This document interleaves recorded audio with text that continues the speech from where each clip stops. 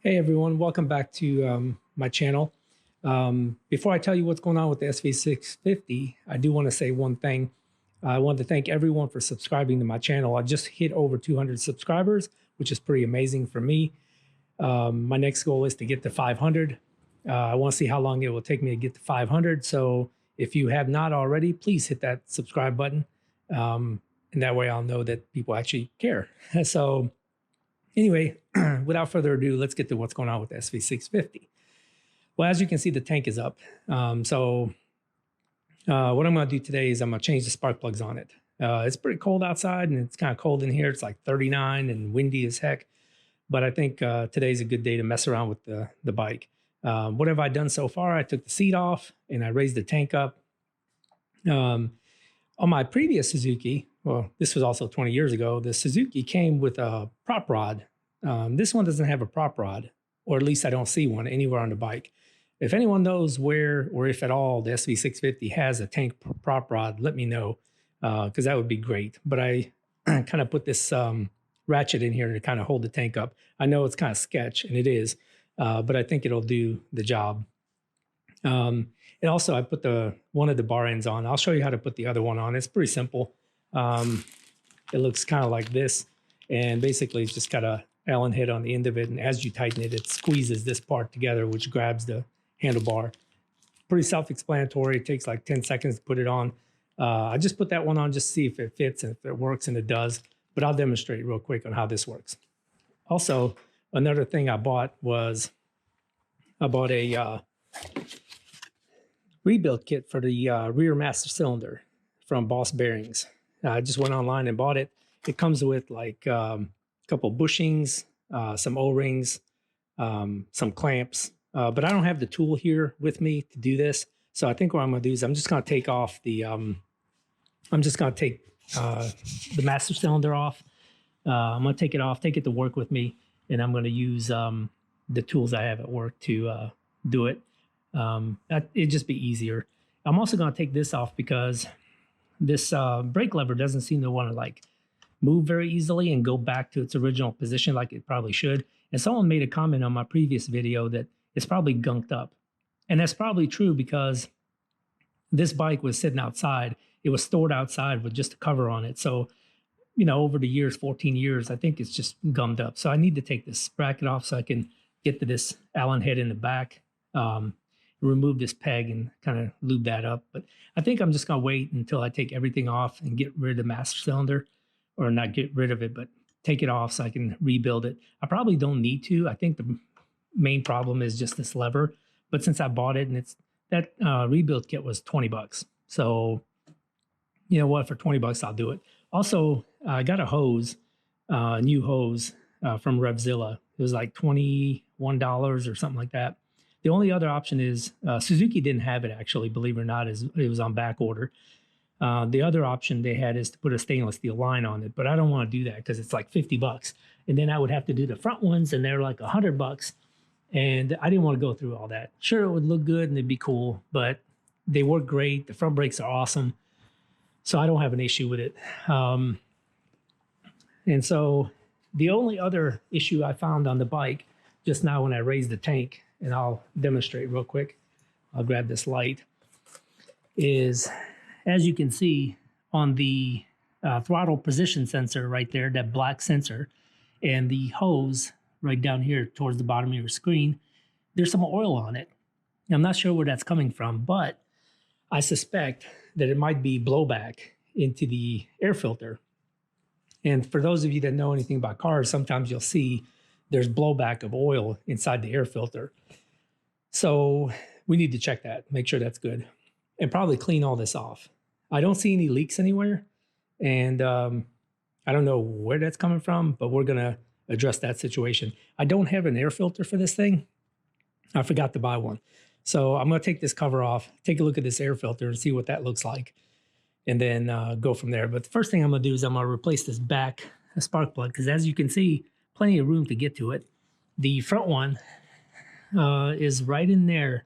So I think I'm going to have to rock this radiator forward just a little bit to give me enough clearance to get in there. But that shouldn't be too bad. It looks like it's pretty straightforward.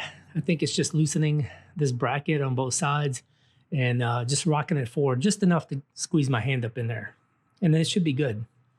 And anyway, let's get to business and show you how this is going.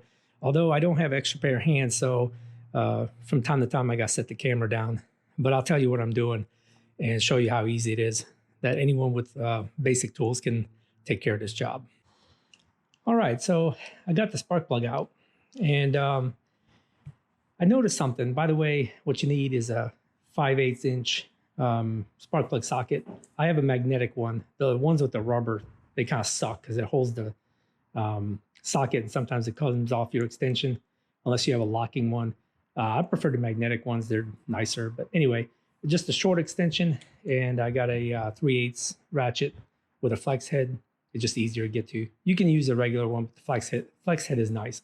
What made me a little nervous is I put the ratchet or the socket down into the hole right there to get the spark plug out. I put the ratchet on top of it, and it was loose. Isn't that something? And if you can tell, this spark plug, I don't know if you can see or if it focuses or not, but this spark plug is flat, wore out. I mean, there's barely any more material left on it. That gap is massive. So this thing is probably original, and it's an NGK and the CR8E. So we got a new one. So I'm gonna go ahead and put that back in. But that kind of made me nervous why that spark plug is loose. That doesn't make you feel good. So I don't know what's going on there. But anyway, we're gonna put that one in, and then we're gonna get to the front one. But before I do the front one, I'm just gonna put all this back together, but take a look at this air box, and I'll let you see what the air box looks like. I'm gonna take it apart. Okay, so we got the air box out, and this air filter, this is just the bottom of the air box, and the air filter was kind of stuck in there, so I had to give it a little pry with a screwdriver, but I got it up, and it actually looks clean. Oh, this one little leaf in here, but it looks clean. So I think I'm gonna go ahead and keep this air filter for a while longer. But I did notice something very unusual, and I had to take that ratchet out. So sorry about this, but I have to hold it up. But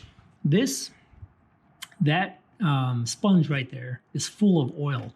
So that's where the blowback's coming from. That's why we got oil down here on this throttle position sensor and that fuel line. So I need to replace this. So I need to get with maybe Suzuki or something and put a sponge in there instead of this Brillo looking whatever Suzuki put in there. So I'm gonna have to replace that. But for right now, I'm gonna put it all back together. I need to order one of those from Suzuki, and everything's good. And then we're gonna go ahead and get to the front spark plug and put that back together. But for right now, I'm gonna go ahead and put the air box back in, and it'll be good. But I did notice one good thing that Suzuki managed to do was they put these, I don't know if you can see it, but right where the screw is right here, they put those plastic things in there to keep the screw from coming out. So once you undo the screw, and you can flip this around and the screw won't fall out.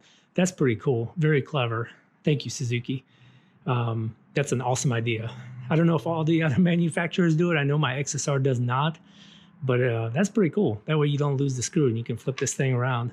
But anyway, let's put all this back together and then get to that front spark plug. Okay, so to rock the radiator forward, there's a 10 millimeter bolt on the right side down here at the bottom. I basically took it out of right there. And then there's a 10 millimeter here, same thing on the other side at the top where this bracket is. And then now you can move this radiator. And because of this hose and this wiring, I'm gonna go on the other side. And it looks like if I just crank it forward, I have enough room to get my hands in there and take that spark plug out. And then we'll get that replaced, just like I did the back one. I'll let you know if that one was loose as well. I know the back one was.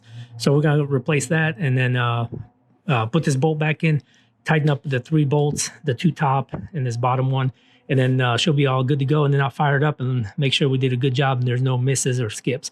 Anyway, I'm gonna go ahead and do that spark plug, and then I'll get back to you afterwards. All right, so we got the spark plug back in the bike. The front one was loose, not as back as, or I'm sorry, not as loose as the back plug, but it was loose. I did have to put the wrench on it, but it didn't take much effort. The back one I could pretty much take out by hand. And then here's the old spark plugs. But as you can see, I don't know if the camera will focus or not, but it's pretty wore out. I would venture to say these are the originals, although it doesn't explain why it was loose like that. Anyway, no harm, no foul. Nothing happened, so we're good. And yeah, everything's buttoned back up. I do have to order that sponge for the air box, but I'll do that next time I happen to be near the Suzuki dealer. And then, of course, the next thing on the list of things to do is that master cylinder. I'll probably do that next week. I'll just take it off, take it to work, rebuild it, and then put it back on. And then we should be good. The one thing I did notice, and I mentioned this on the very first video, I think, that when I got the bike, is that I was looking it over and cleaning it, and I noticed that there's a washer missing here. I'm sorry, a nut missing here. You can see there's one there, but there's one missing here. Don't know what that's all about, but I need to find one of these. And I have a big drawer of just loose nuts, bolts, washers, things like that in my toolbox at work. So I'll try to find one and put it back on there.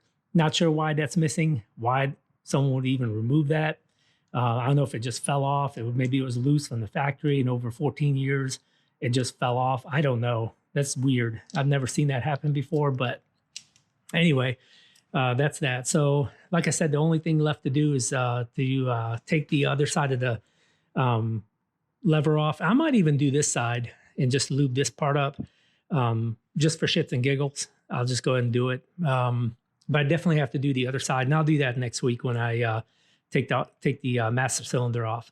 And then I think this bike is good to go. The one thing I have left to do is I'm just going to go ahead and put the other bar end on. And I'm not going to sit here and film it because it's so simple and stupid that basically you just take a 6mm Allen head and take this cover off. Then the center piece here will just slide off, and there's another Allen head underneath it. And basically you just stick it in the handlebar and tighten it. And as it tightens, it secures to the inside of the handlebar. And then you slide this center piece on, put this cover on, tighten it, and that's it. So it takes like 10 seconds to put on. It's not even worth filming. Anyone with any kind of common knowledge can put that on. It's no big deal. So anyway, hey, listen, thanks for watching. And if you like this video and you want to see more, please hit that like and subscribe button. I really appreciate it. Like I said, I just hit 200 subscribers, and my next goal is to try to get 500. Thank you everyone for watching. And if you have any comments, questions, concerns, please leave a comment below. I'd love to talk to you and hear what you have to say. Thank you anyway, and we'll see you on the next video.